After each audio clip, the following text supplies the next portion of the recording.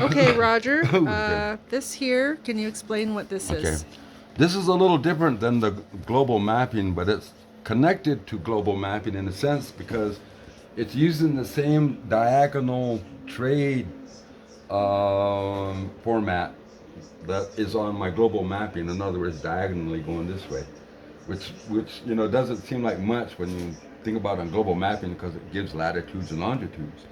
But if you apply that same logic to the 260-day calendar, which is what I laid out here, with alligator, wind, and all the 20 icons going down to flower, and they're all laid out with the 1 to 13 and all the way. And the people that are down there in Mexico will already understand this format. What I'm going to do is show you how to do a shorthand version of predicting the indigenous years on the sacred calendar um, in a quick way, just using a ruler. Because on this system right now, if you go this route, you'd have to go 260 all the way back to itself, then 20 more, 280, 20 more, 300, 20 more, 320, on Monday with 340, then 360. See how I'm going with it? 1, 2, 3, 4. That's a year. And the second year is going to be 2 Flint. So that's the So 365th day starts the that's new year. the format. This is the longhand format. It's good to understand because you need to Right. understand the format. Because to understand the format, then you can understand the shorthand And version of that's what I'm 5 doing. over, 5 down. Now you see 1, 2, right? You see that took a long time, right? Because you got Yes. to go blah blah blah blah, and 20 20 20, and If then you, 4 down, and then and 1 over to the 365. This is the shorthand version of it. One read. Now I'm just going to go up a few of these. You get a ruler, you find one read, and you diagonally do all these squares exactly half. See how they're all half here? They're all halves all the way to here. See how I have it set up from there, and all of these are going half, half. Well, let me put it where you can't see me. Half, half. See how I have it? Half, half, half, yes. half, half. See, so it goes all the way half here. So when you put the ruler on one, you go down to the next year count. So what's after read? Well, the next one would be a flint. So in other words, so when you get your ruler and you put it in this alignment, you go one read, and then you go to 2 flint, and then the next one up here you would go to would be 3 house. So you put the ruler back on 3 house again and do the same thing, having all of these square blocks again. So there's 3 house again. So when you go to 3 house, the next year it would be rabbit. So you go down to 3, and where does 3 go to? Oh wait, I got the wrong. I put the blue one. I need to put it on the black line. The other one is for a different reason. Okay, the black line here, 3, and there's rabbit. When you get down to rabbit, it's 4 rabbit. You get down here, it's 5 reed. So if you look at it that way, then you see that when you hit 5 reed, and then you'll go back down to 6 flint. So when you hit 6 flint, you find 6 flint, and you do the same thing.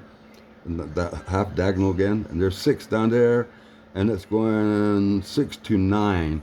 So for 9, you got to go back up here to 10. So when you go up here to 10,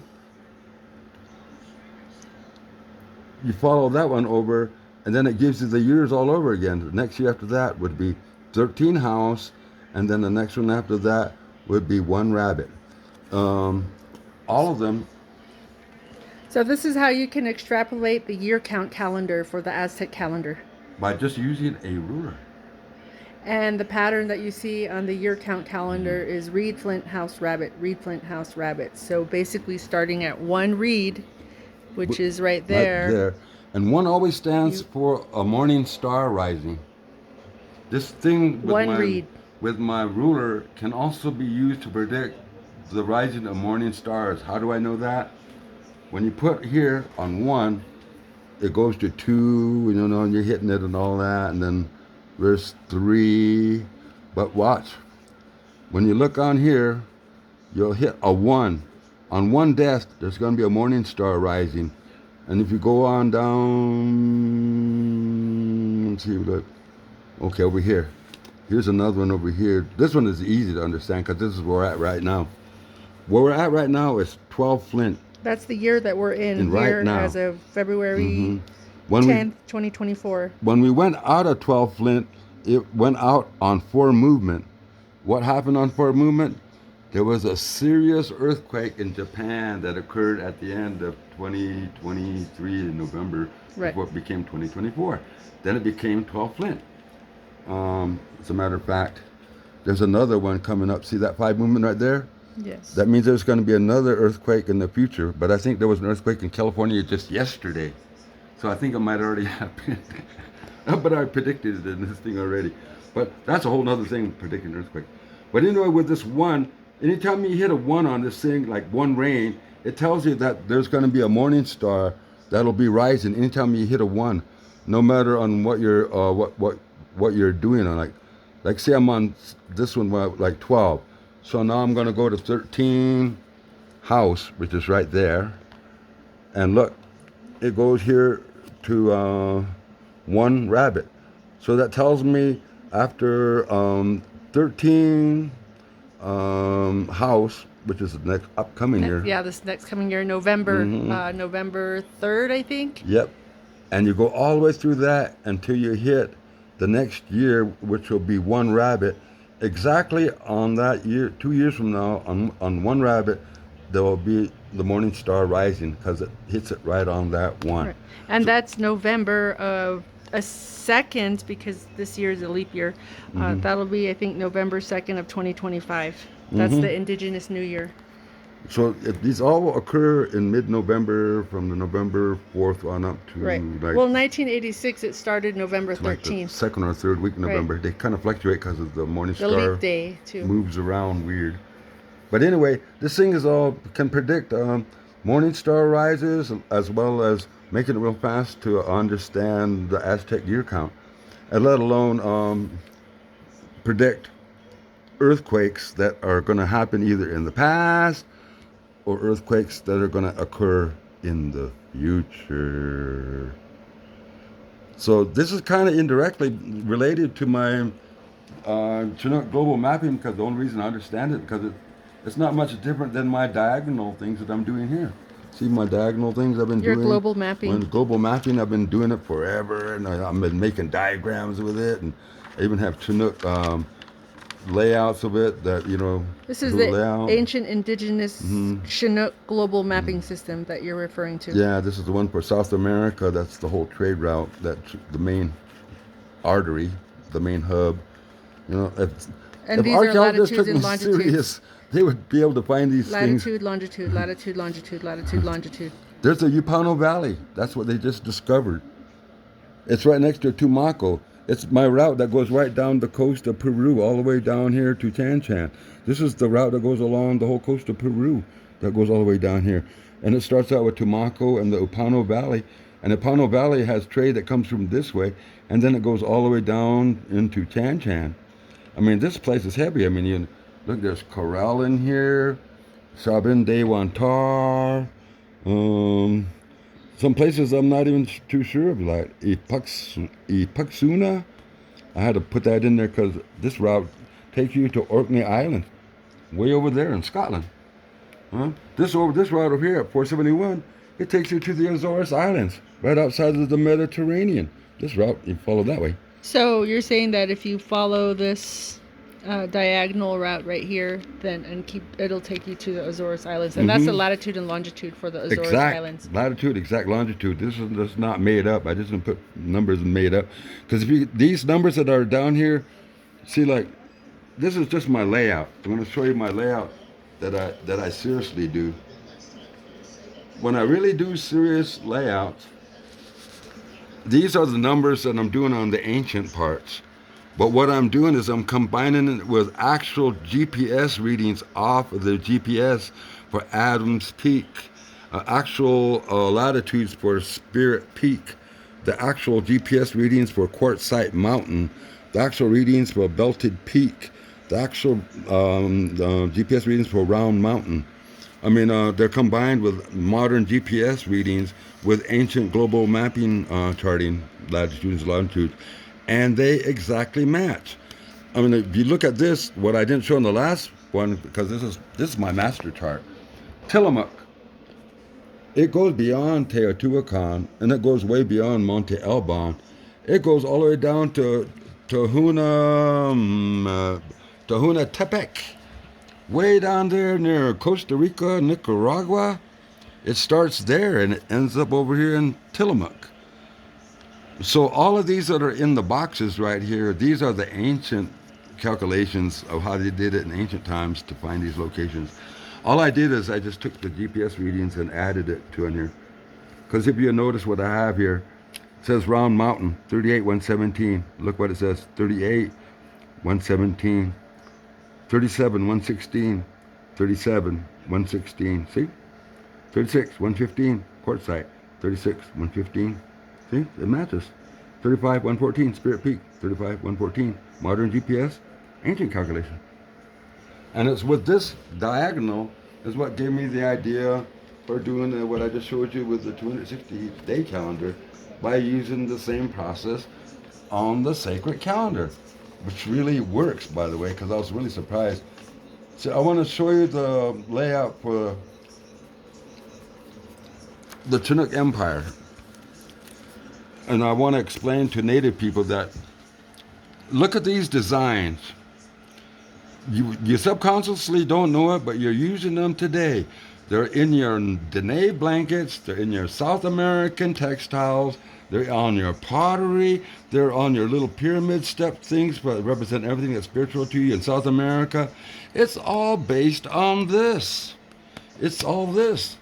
We just lost it. We just turned it into art when it really was once a science. And this is the Chinook ancient global trade route. Yeah, and the entire thing. I mean, it goes all the way up to 45 degrees and 106 longitude, and all the way to these locations of Vancouver Island, to the Macau over here, to my people, the Clatsop, and all the way to Cape Mendocino, which is the route that takes you to Nan Madol. Straight to Nan Madol. You know, everybody's always wondering about, oh, those mysterious people that got lost in time at Nan Madol, and we don't know who they are. Hey, I'm right here. You know, you quit looking now. We're not lost in the mist of time. I'm lost in my charts over here. You know, Well, I just according don't to- want to be a famous celebrity asshole. I just want to preserve my culture, you know, and protect it. I was going to say, well, according to the federal government, you are a figment of their imagination. As long as I'm extinct, you know, I'm your imagination. I'm Clatsop, and we're an extinct tribe, so, you know, I'm a figment of your imagination. Boy, and what a heck of an imagination you have. And your tribe was extincted because your great grandfather took the U.S. to court and won at the Supreme Court level in the 1800s, and a year later, Congress extincted your tribe because they were mad. And Yeah, in because order to we're- gain access to the entire Northwest Coast, timberland, and all the resources there. And the other reason, because we're too stupid enough to accept gifts from we hung around the fort too long. We accepted gifts from the foreigners, and we caught every disease imaginable, and now we're extinct. The second reason we're extinct, we accepted gifts from hanging out at the fort. And so if the Indians want to hang out at the fort and expect favors from the white man, take it from me, you might end up extinct. So that's my lesson. In 1856, probably around the time Oboka was probably born, my Northwest Coast people were already protesting native rights with protest signs, and were actually making progress and going to DC and talking to diplomats about doing something about native rights. In the 1800s, we were protesting native rights. Or for You know, native rights. Yeah. AIM don't mean crap. You know, it came 100 years later. You know, another group that just want to be famous celebrity assholes. You know, if you're gonna Well, do I don't something think like it started that way, but definitely the federal government planted people there to break it up, to when haven't they planted people there? and they appealed to people's egos to make it more about ego than, I A think. challenge to the white man. I'm gonna be shocked on only one condition. It's not your atrocities. It's not your genocides. It's not any of that. Those are pretty much the norm. What will really shock me about the white man is if you ever do something right. I'll be shocked. I'll be totally shocked if you ever did something right instead of always doing it wrong. Because that's all you've been doing is everything wrong. You want to shock me? Do something right. Make something that's going to benefit mankind and not blow us up. You know? Do something right for once. You got the brains in your head to make these gadgets and gizmos. You were supposed to make inventions to make a better world for all of our children. No, you're just making weapons that could better kill ourselves with, you know? That's not what you're supposed to be doing on there. So what's going to shock me is when the white man does something right. That'll shock me. The genocides, the dead bodies, the unmarked graves of children, that's been going on since they got in here. So it's not too shocking anymore. But for them to do something right for once? Am I right or wrong, Native people out there? Think about it. Do something right. Well, thank you for showing the sacred calendar, the 260-day calendar, which the Aztec year count calendar is derived from. And at some point in the future, and I think we might have already recorded a video where you actually also talked a little bit about how to derive the year count calendars for the different planets, which also occur in an orderly fashion in the same manner as the Aztec calendar, which is kind of mind-blowing. It's pretty much similar like the pattern for Earth, except they just have a different numerical order. Right. You know. But I'm pretty sure it's probably set up with my ruler that I bet you could probably find all the other planets with this ruler too. If I found the morning star, I just got to figure out where Mercury and the rest of them are at, and I can just... You'd have to look at your charts that you did for the synodic periods. So that's another book. But Okay. Okay, that's good. Salvador, can you turn that down, please? Okay, thank you, Raj. I'm okay, good. so I can get back to his music. I'm gonna get noisy again. Well, we're gonna go home now because it's late. But we got something at least for a short for our thing there, because the more we add to it, the better off we're gonna be. Oh, the other thing I needed to talk to you about next time you show up.